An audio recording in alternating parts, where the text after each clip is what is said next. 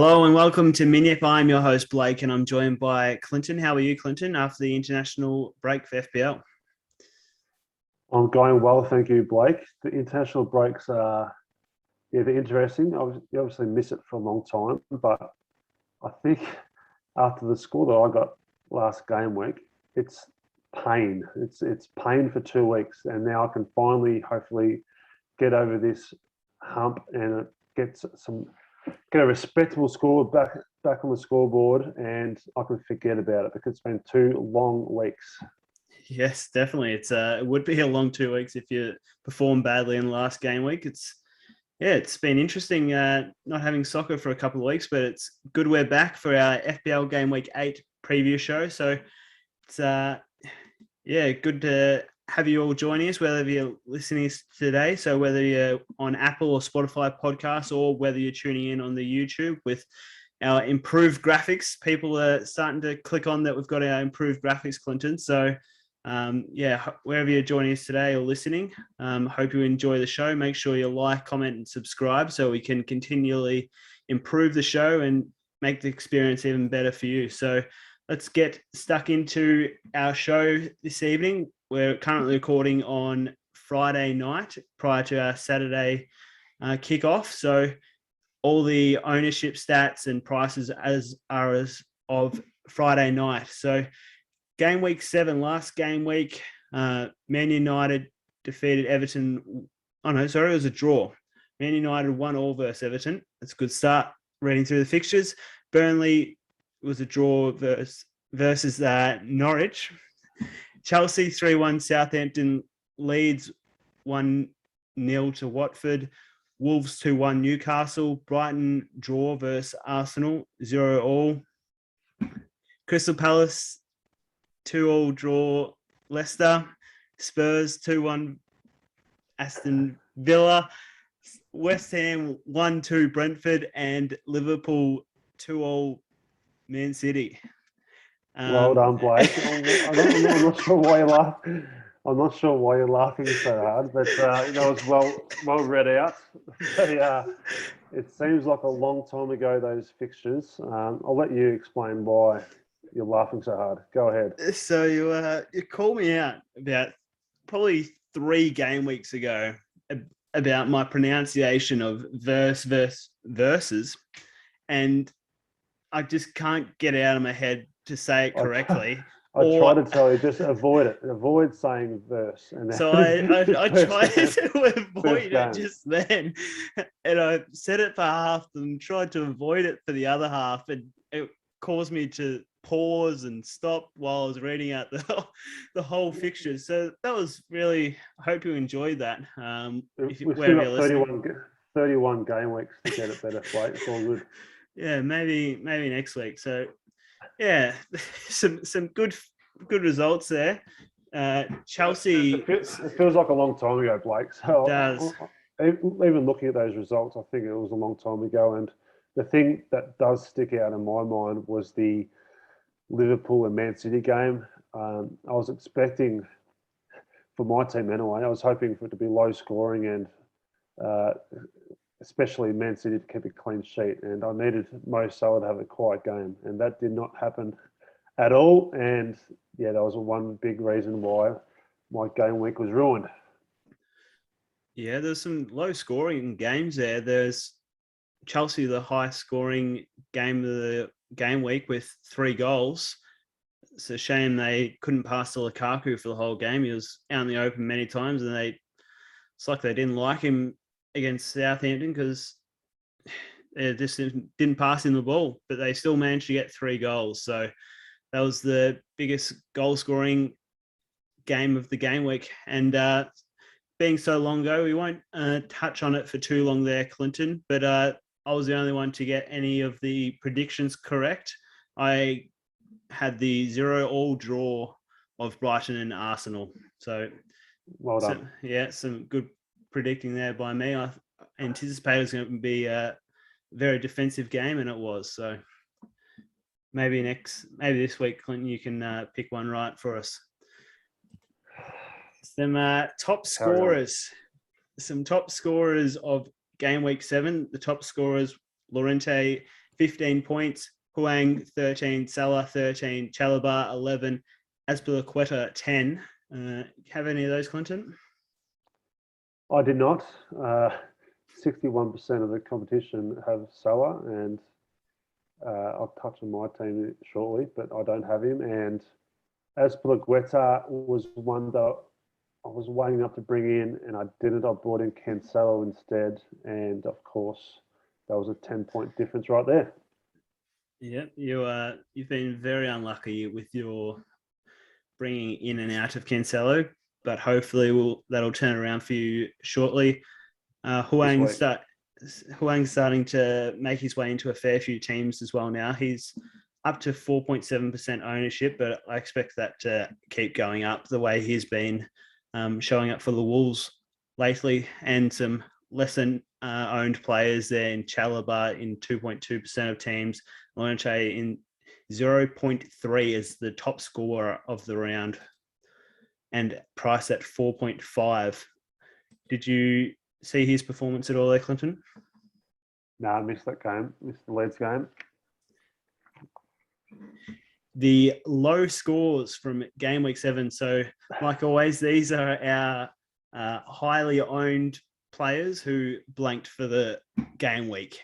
So, Antonio 2, Ronaldo 1, Benrahma 2, Lukaku 2, and Diaz 0. Antonio's in 45% of teams. So, the second most owned player in the game to score 2 points. I have 3 of those in my team: Antonio, Benrahma, and Lukaku. They're all highly owned players. Ronaldo's in 45% of teams, but I haven't owned him yet. But hopefully at some stage he'll make his way into my team. Benrahma in 36%, as well as Lukaku, and Diaz is the 6th most owned player in the game, 28%. He scored 0 points after conceding goals and picking up a card. So how many of those did you own, Clinton? Well, of course, I have all 5, which is great news. I even think, looking at those teams selected you've got there, I think that's probably decreased since the game. So even Ronaldo might have been closer to 50%. Yeah. At the time, and even Lukaku as well might have been closer to 40%. So yes, there was some letdowns, and if you had Salah, Azpilicueta, I think they were the 2 that were the big difference makers for teams. Yeah, absolutely. I was surprised at Diaz's ownership, but that potentially might have gone up with a good upcoming fixture, because these ownerships were as of tonight. They weren't at the end of the game week. So maybe that explains that a little bit. And not everyone had that. My game week 7 score was 44 points, which saw me decrease in the rankings at about 100,000. So not too bad. But overall not a bad score. Sanchez in goal scored 6, Semedo 2, who I brought in for this game week, Rudiger 2, White 2. White scored 7 as my key defensive asset there. Benrahma 2, Dallas 3, Sarr 1. Salah, as we've already mentioned, got me 13 points. Lukaku was my captain, who scored 4. As I've already mentioned again, he didn't receive the ball. So Maximum 2, Antonio 2, and across my bench, Backman didn't play, Havertz didn't play, Ayling didn't play, and Livramento picked up 4 points, who continues to score points on my bench throughout the season. So whenever I bench him, he manages to still score, as I'm sure a lot of managers probably have done the same. Like I mentioned already, I was pretty happy with my team. White picking up 7 points, Sanchez in goal 6. Other than that, there's actually not too many big scores, but I'm pretty happy with my team because I've seen yours, Clinton. Well, when you look at the average score was 38, and so I've seen quite a few scores around the 50 mark, but at the end of the day, Salah was the main one to have, and then there's a couple other players that scored reasonably well. So if you could have a combination of those players, you scored pretty well for the game week, and it's one of those ones that as long as you sort of stay with the pack, it's not too bad. Whereas someone like me, it's a dagger in the heart because I lost rank by quite a margin. All right, Clinton, we'll talk about your team now. We'll keep it pretty brief for you if you like, but talk through your team for us. Well, I scored 19 points, Blake, which is a hard achievement to try and do. I got Raya in goal for 2. I had the Man City defenders in Cancelo and Diaz scored me 0. Shaw scored 2, really good 2. Benrahma 2, Gallagher 2, Greenwood 1. I'd also had Lukaku captain for 4 points. Antonio 2 and Ronaldo was 1. On the bench, Steele's my backup. Sissoko 2, Livramento also for 4, and Jota was on my bench, scored me 2. So as I said, I had 2 free transfers going into that game week. The first transfer I wanted to bring in Rudiger, which was for me a no-brainer. Obviously disappointing they lost the clean sheet, but it is what it is. And the other transfer I chose to bring, as I said, I chose to bring in Cancelo, which was a regret because ultimately I was waiting to see if Shaw was fit. If Shaw wasn't going to be fit, I was going to bring in Azpilicueta, and for whatever reason, I decided to bring in Cancelo first, and then I sort of stuck. I didn't want to take a -4 after Shaw was fit. So that's the way it panned out, and obviously very disappointing score, but it's just one of those game weeks that it's hard to try and forget because the game week, the international break goes for 2 weeks, and it's just it's a long time to try to forget about it. But hopefully this game week, I'll decide on a transfer or 2, and let's hope I can turn things around. Hopefully this can be my low point of the season because I have gone in the last 3 game weeks. After game week 4, I was 290k, and in that space of the last 3 game weeks, I've dropped 1.3, bit over 1.3 million, which is, as I said, it's a hard thing to do. So I'm hoping this is my low point, and I can slowly peg my way back. Yeah, it's been an interesting turnaround from your team, Clinton. You've already used your wild card. If I'd scored 19 points and I hadn't used my wild card, I'd be hitting that pretty quickly over that international break, which I've seen a few managers have done that across the social media platforms. So I couldn't help but laugh a little bit there when I saw Livramento on your bench, who, if he was on your field, he would have been your highest scorer. And double of what any other player scored. Well, what do you think about it? It's the game week average. To score half that is a hard thing to do, and it's an accomplishment. You couldn't do it if you tried. Yeah. Yeah. So I don't think I'll do. This is one in the memory book to mark down. And as I said, it was game week 7. It's a long way to go. So that's my low point. You'd hope it's your low point. If you score 19, less than 19, you're in trouble. In our league from game week 7, Scott's still on top. Dem's moved up into second place now. Well done, Dem. You've been performing well over the last couple of game weeks. You're on 472 points total, so well done with that. Yasir's dropped down to 3rd. Paul's still hanging in there in 4th with a big score of 63. Brent's still in the top 5, currently sitting in 5th. And our top scorer for the round was Jim's Jack Jumpers, and that is James, who scored 71 points.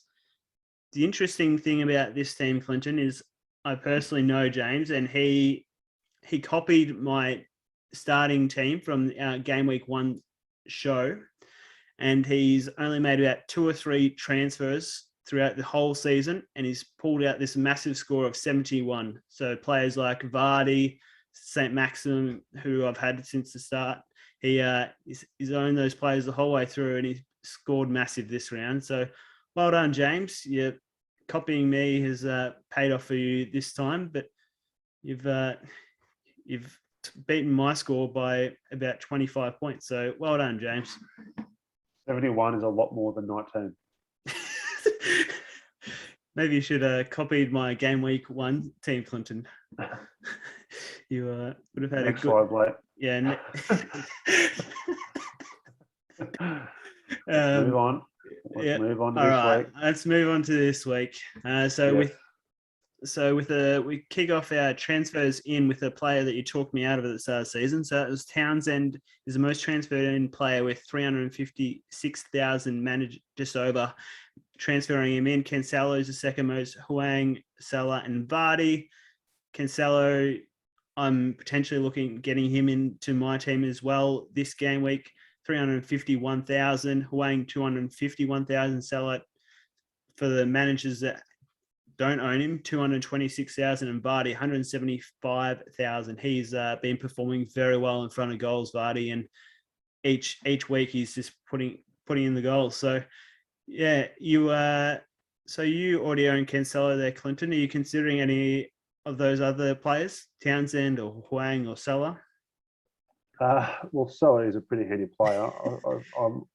I should be tempted to bring him in. Vardy, yeah, I've already got more expensive forwards, and I'll stick with Ronaldo and Lukaku for now. And Townsend, it's a tricky one because Everton have a few cheaper options like himself, but it's one of those ones that depends on which avenue you want to go down and which Everton player, because I think Gray has been quite popular and Doucouré is obviously scoring well as well. But Wang is a cheap forward, so there's lots of different options. I understand why people are bringing them in, but I'm not looking at those players now.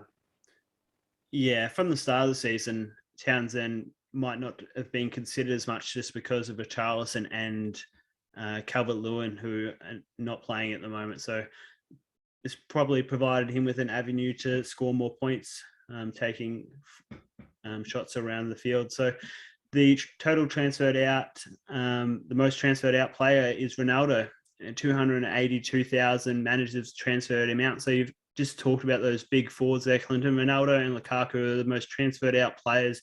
Lukaku being transferred out by 214,000. Trent Alexander-Arnold is the third most player transferred out. He's still recovering from that injury, I believe. So 197,000 managers have transferred him out.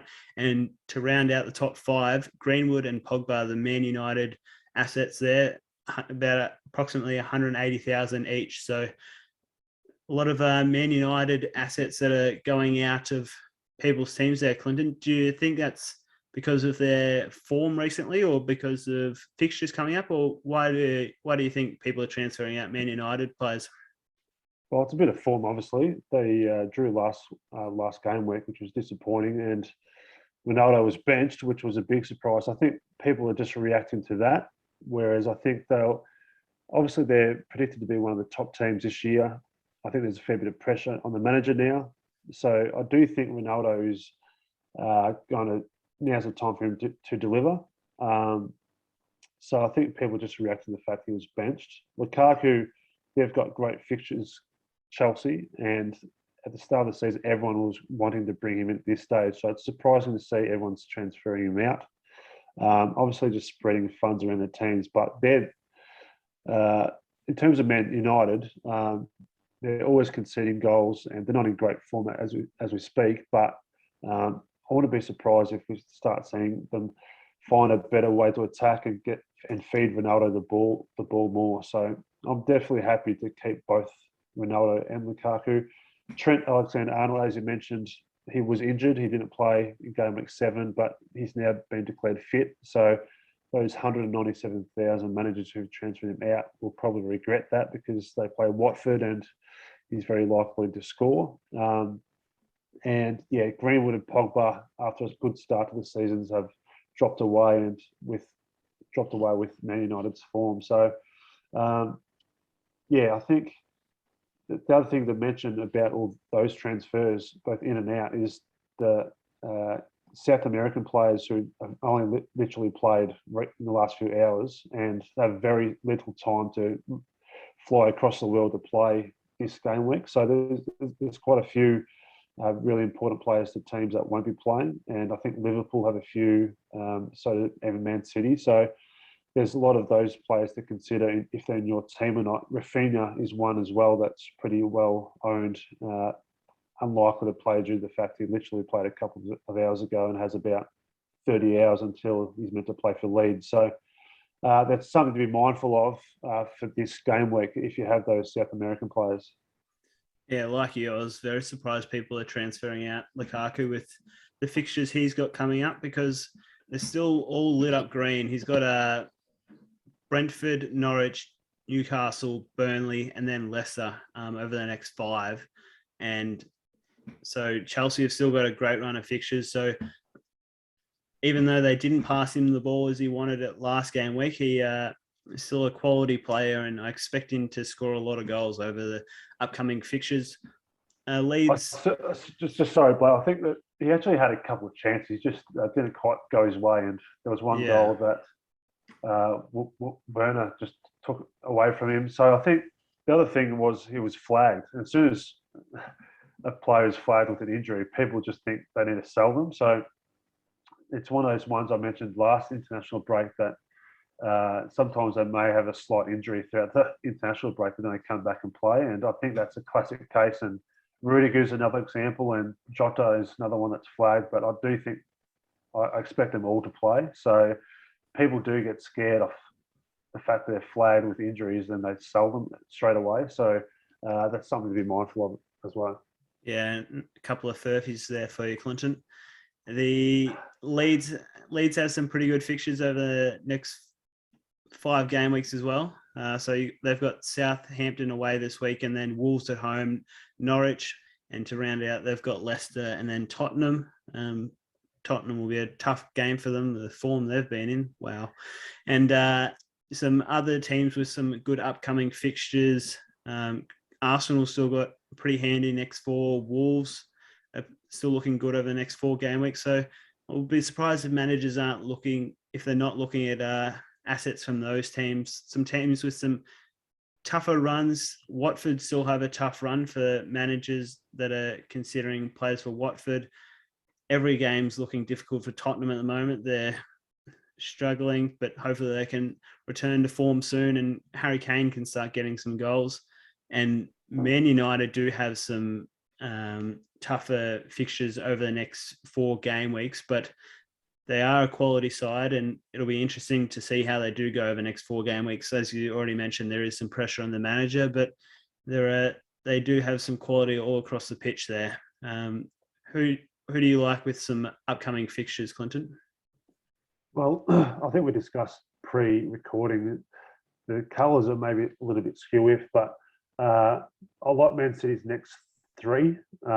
So their defensive assets, I've already got Diaz and Cancelo. I'm really happy to have them both in, so I believe they should keep clean sheets the next 3 game weeks. But in saying that, I don't think Edison will be playing this game week. So Chelsea, obviously, Man City, everyone's been trying to get those players in.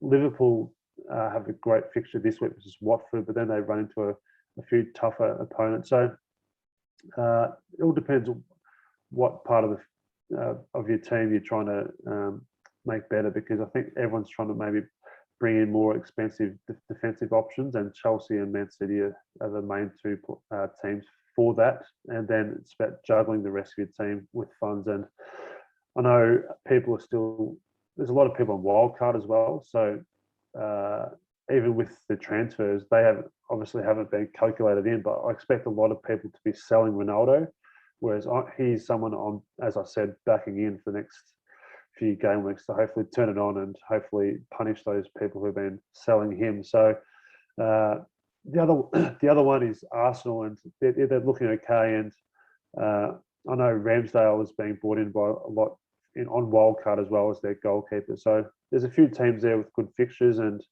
I'm still looking at trying to decide which 3rd Chelsea player to bring in. Yeah, sorry about that. There's a few colours wrong there. If you are looking at it on YouTube, Burnley should definitely be green for Man City.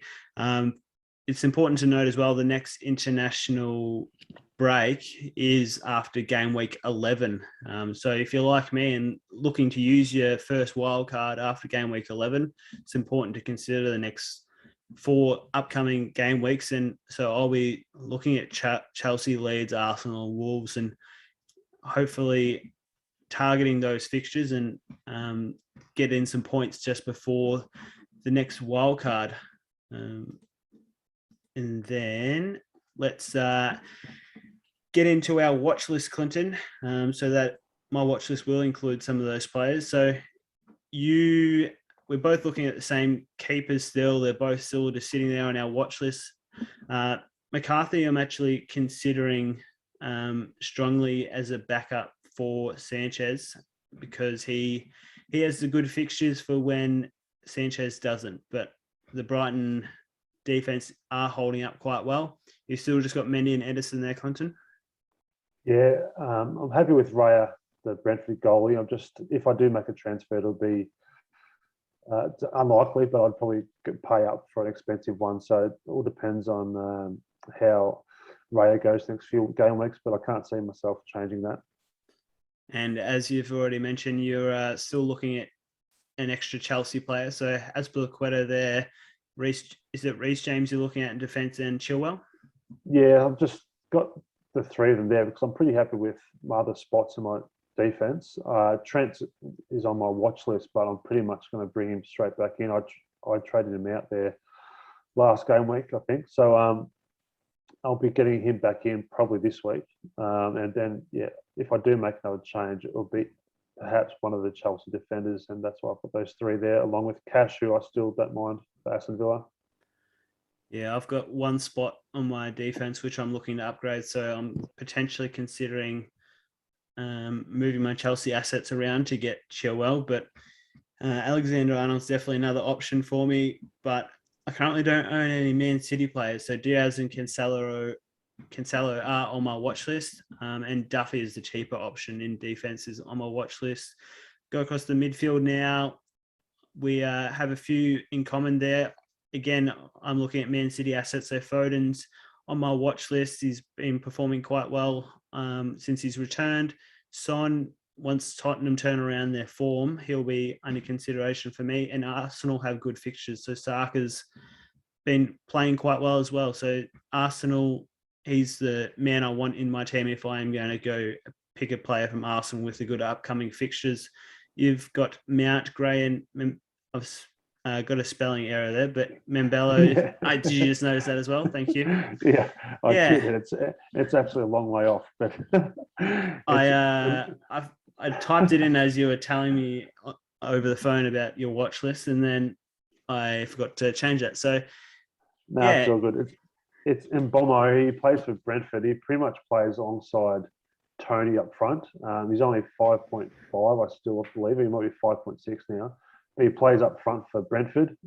They have some pretty good fixtures coming up, and he's actually quite a popular player that people have been bringing in on their wildcards. And they have a tough fixture this week, but then after that, he's definitely someone I'm bringing in. And potentially this week, he might actually have to come in so I can afford Trent. So he's the cheap midfielder I'm looking at. The other names there, Gray, another cheap midfielder.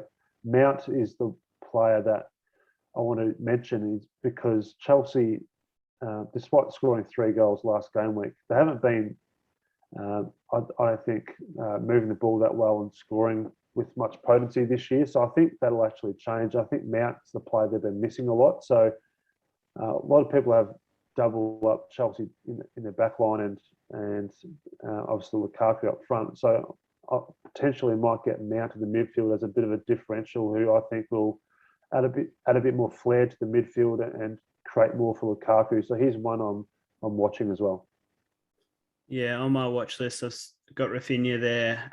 As I've already mentioned, Leeds have the good upcoming fixtures, but he won't be in my team because of the international travels that he's currently doing. De Bruyne, I want in my team at some stage, potentially after my wild card, I think, just because he's so expensive. And with Salah dominating, it's hard to afford him while having expensive assets in my forward line as well.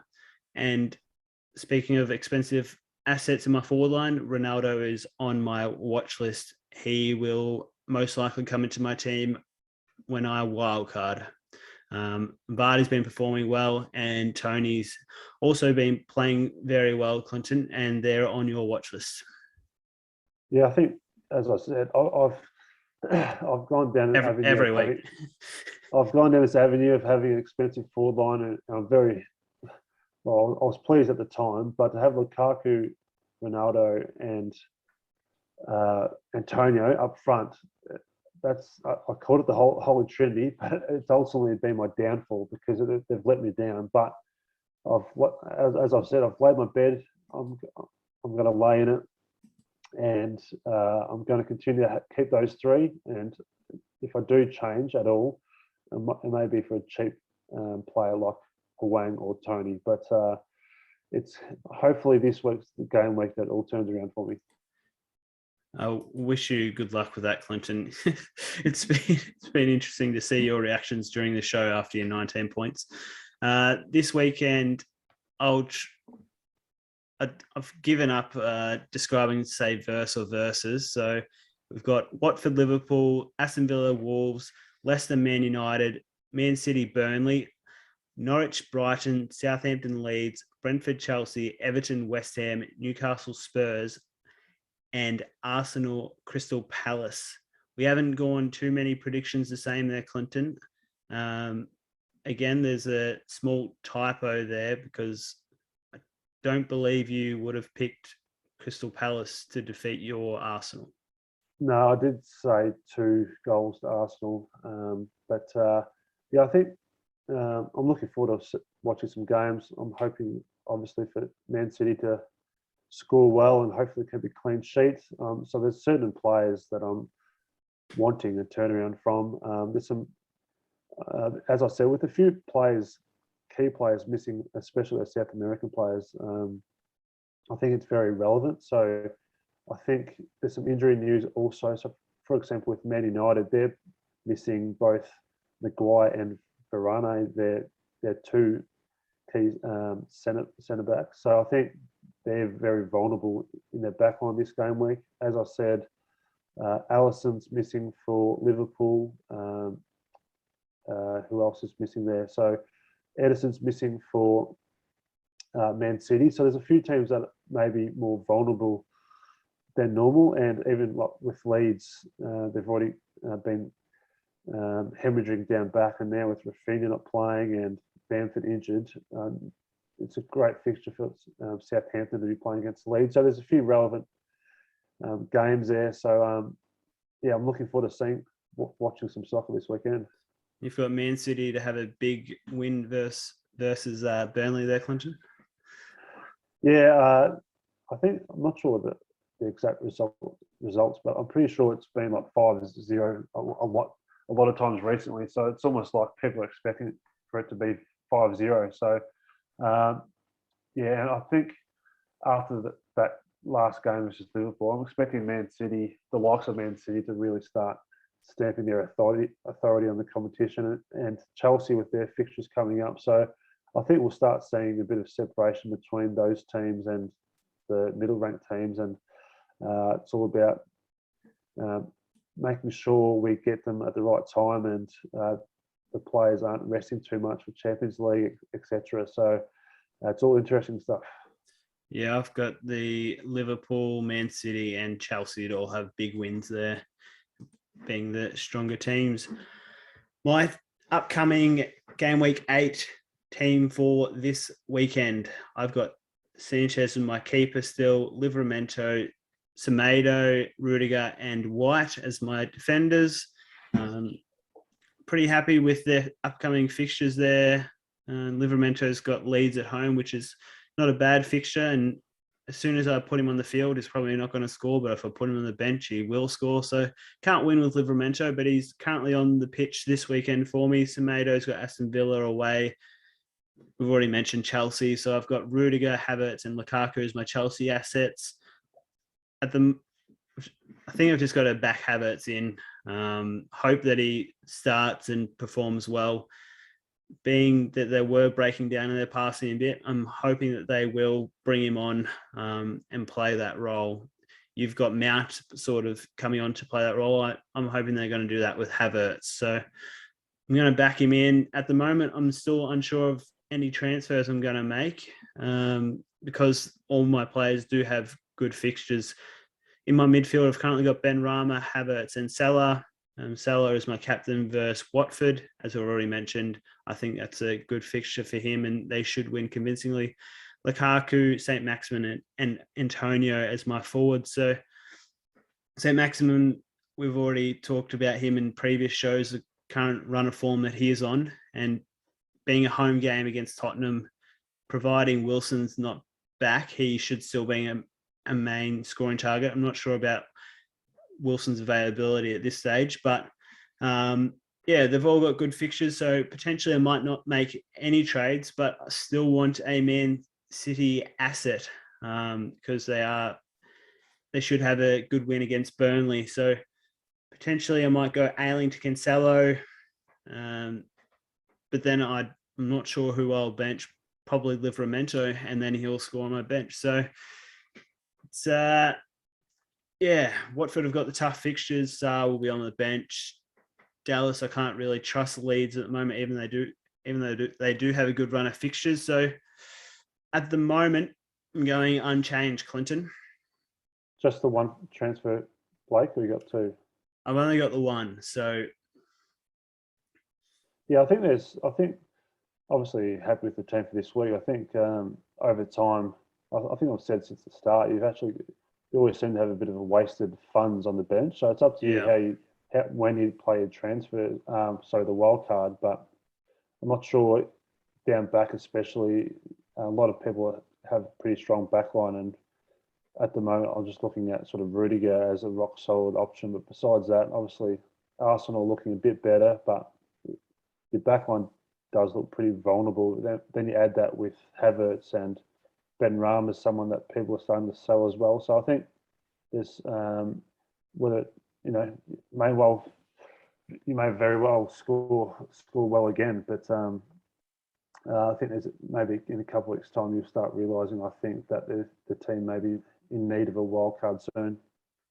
Yeah, as already mentioned, it's a for some reason I've just had it set in my head that game week 11, or if I desperately need it beforehand, if there's a few injuries in one game week to key players, it might be handy to have that wild card up my sleeve. But after game week 11, it'll be at this stage.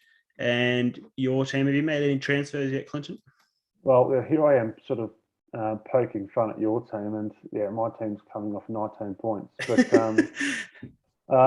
at this stage, as the team you see on screen is what I had last week, so I haven't made any transfers as yet. But I'll put on Jota instead of Greenwood. Jota had one of those small injuries, but I'm hoping he plays versus Watford. So it's another game where I hope he gets the score and not Salah. Let's talk about Salah. So I don't have him, right? I decided not to have him. I'm aware of that, yeah. And that's the big reason why I've gone plummeting down in the ranks, 1.3 million in the last 3 game weeks. But I could easily just bite the bullet and just bring him in for a -4. But the way I see it, I may as well continue for another at least a couple of weeks, because I think Ronaldo, as I said, I want to continue to back in. A lot of people are selling him, but he's the one that I'm just deciding that I'm going to stick with it. And sometimes when you come off a low score, the best thing to do is actually not do much at all and let it ride, because your team may very well score better this game week. So I'm looking at doing that, but the two spots I'm not happy about is Shaw down back. As I said, Man United are very vulnerable, probably more vulnerable this week than previous, which sums it up. And Greenwood has been disappointing ever since I brought him on wildcard as well. So the two players I'm keen to bring in, as I said, I'm probably going to bring in Mbomo from Brentford to replace Greenwood, and they'll free the funds so I can upgrade Shaw to Trent Alexander-Arnold. So that's heading towards a team that I want. Obviously, I've still got a pretty cheap midfield there, but I'm hoping. So I've pretty much got a premium back line and a premium forward line, and the cheap mid. So one of these game weeks, Salah's going to blank, and my team will score well, and that's when I'm hoping to climb the ranks. And fingers crossed it's this week, because almost everyone will be have the captaincy on Salah, which I understand, but I've continued down this path for the last 3 game weeks, so I may as well let it ride for another game week. And I'm seeing, I'm happy with Man City statistics wise, unbelievable down back. Obviously, they were a bit disappointing versus Liverpool, but that was the Salah show. So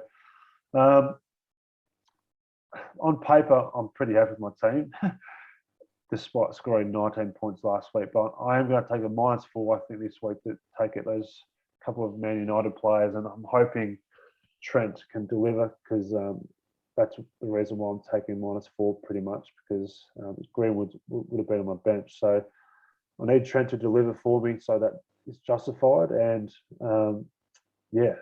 fingers crossed. And you'll be keeping Raya there in goals versus Chelsea? Yeah, definitely. He's it's not the greatest fixture for him this week. I'm expecting Chelsea to score, but then for about the 6 weeks after that, they have good fixtures, Brentford, and he's been one of the highest scoring goalkeepers. So I've been pretty happy with him. Yeah, so I'll just quickly read through your team there for our listeners on our podcast, Clinton. So you got Raya Diaz, you're looking to move Shaw on, but he's currently there. You got Cancelo, Rudiger, Benrahma, Gallagher, Jota, Ronaldo, Lukaku, and Antonio. So we've got quite a contrasting team structure at the moment, Clinton. You've got the premium defenders and forwards, and I've got Salah and expensive midfielders. So, and as I said, sorry, Blake, obviously everyone else is captain Salah, which is fine. Obviously, I've got the option to captain Lukaku or Ronaldo, but I've just got a feeling that everyone's selling Ronaldo, and I'm just backing that in. Like, I was actually tempted. I think early in the season, I was actually tempted to captain Ken Salah, and you laughed at me, you scoffed at me back then. But I actually think he scored well that game week. And so of the 3 I'm weighing up, it's Ken Salah, Lukaku, or Ronaldo. But I've just got a weird feeling Ronaldo is going to turn it on. So this is the game week I'm taking the punt on Ronaldo. All right. So whoever's listening, Clinton's got a hunch. So get on Captain Ronaldo, apparently. So hopefully we'll be talking about that next game week, Clinton, of the masterstroke of your hunch. So that'll be good. 100+ points. I wish you all the best for that. Hopefully even though we do have quite contrasting teams, hopefully we both have good game weeks. And if you are listening or watching the show, check us out on our socials. So we've got TikTok and Instagram. We're also on Patreon. So our link to that is patreon.com/MINYIP Fantasy Sports Community. This is the main way to support the show. So if you're interested in that in the different ways, you can support the show. Check us out on there. There's some extra content and different tiers if you haven't seen that before. So different tiers of support, which you can check us out on there. Have you got anything to add about the social media platforms there, Clinton? No, Blake. Obviously, you're the TikTok and the Instagram expert, so you've been posting stuff on there, and I'll leave that in your safe hands. And obviously, you're doing the bulk of the work. So if there's people listening or watching, obviously from a Patreon point of view, if you like the content that we provide, we would appreciate a little bit of your support. Yeah, and another main way is just providing us with feedback as well on our Twitter handles, or just leaving us a comment on the Patreon, because that'll be the best way that we can provide the content that you want, and we can improve the show going forward so that you can engage in the community as much as possible. So make sure you like and comment and subscribe to the show, however you're watching or listening to us today. So hope you've enjoyed our Game Week 8 preview of FPL, and hopefully everyone has a good game week. Thank you, Clinton. Great work, Blake. Good luck, and I hope I score 100+ points. I hope you do as well, man. Have a good one. Cheers. Yeah.